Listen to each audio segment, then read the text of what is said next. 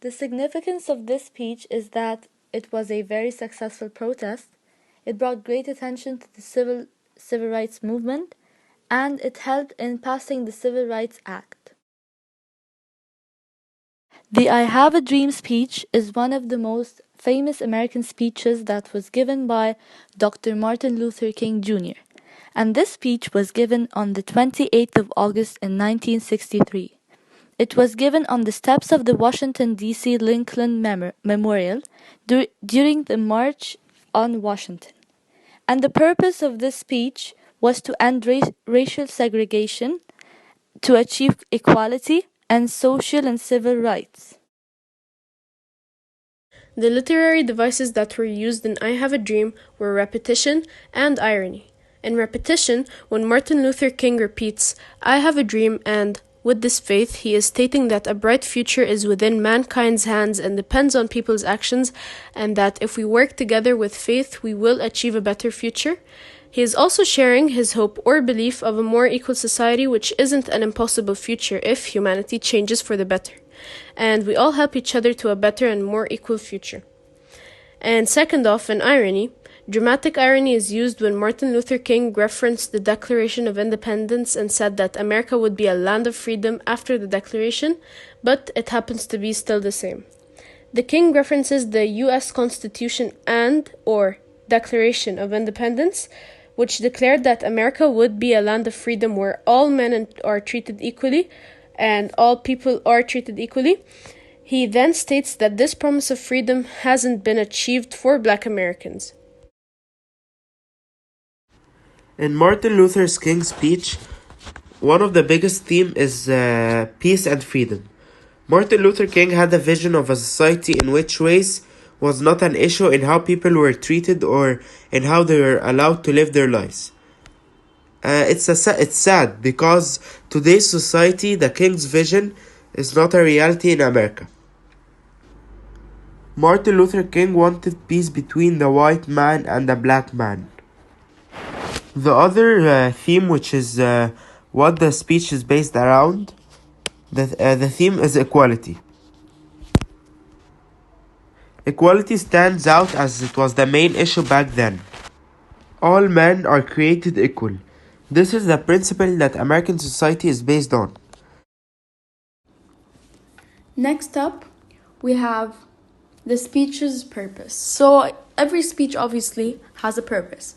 The main purpose of this speech was to tell people to stand up for their rights and to stop racism, to take a stand against the people who are discriminating just because they have a darker color, against the people who are discriminating between white and African Americans. Not only is the speech talking to black people, it's also talking to society as a whole. So white people and black people, they should stand up for this, they should fight it, and they should take their rights back. Now, the author here, Martin Luther King, he's not only addressing the black people, he's also addressing the white people. So when he addresses white and black people, it becomes like a full-on responsibility on everyone, not just the black people because they're black fighting for their own rights, but the white people also have to fight for the black people's rights because eventually it's going to affect them. The writer also uses we because it symbolizes brotherhood and that they're all in this together. There's no right or left, there's no black and white when it comes to someone taking their own right. Then we have that another main cause of this speech was motivating people not to give up. It was a hard time. People were being unemployed just because of their color. And he wanted to tell them that there's still a light at the end of the tunnel. You should still fight for your civil rights. And eventually they have to go through this harsh period of time where there's racial inferiority. So, since Martin Luther King was talking to the people, he was talking to the African Americans and to the white people, he kept his speech and his way of writing very simple because he wanted the message to reach everyone's ears loud and clear. The main message, as we already said, that African Americans should be treated like white people and they should be treated as equal because if you look at it, it's actually because they are equal. So we can actually split this speech into two halves. So the first half portrays that the idealized American dream. Everyone thinks this America is the land of freedom. Achieve your dream here, but actually that is the biggest fallacy.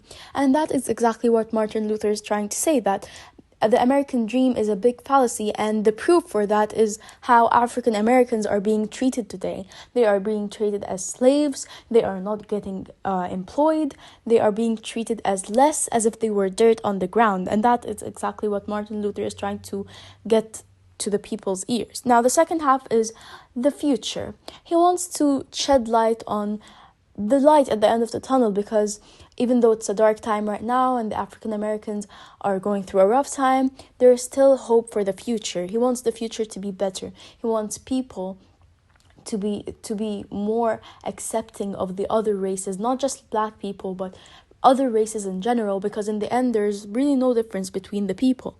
And he even though he thinks we can never be satisfied, he still has hope for the future, that we will be better. And Martin Luther King really wanted to live for that, to see that. He wanted to see his children and his grandchildren getting equally treated, even after the color of the skin was different. And that was the main point for what Martin Luther was trying to deliver to everyone's ears.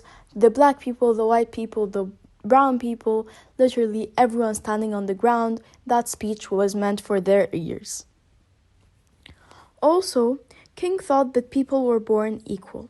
They cannot be treated differently. His format, or his way of writing, is very simple so that everyone can understand it. And it falls into two parts. The first half portrays an idealized American dream that is actually a fallacy that people believe in. They believe that white people get the best things and that all people in America are treated equally, but that is the biggest fallacy.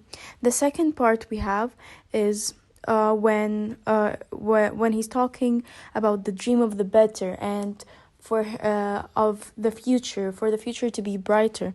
He wants the future to be free of racial injustice, and he wants it to be full of harmony and happiness. He also his stylistic speech has been described as very political, and he was very well researched before writing down his speech. He also fought for everyone's rights, and he supported everyone who stood up against racism and against people being unequal and very, very dull towards African Americans.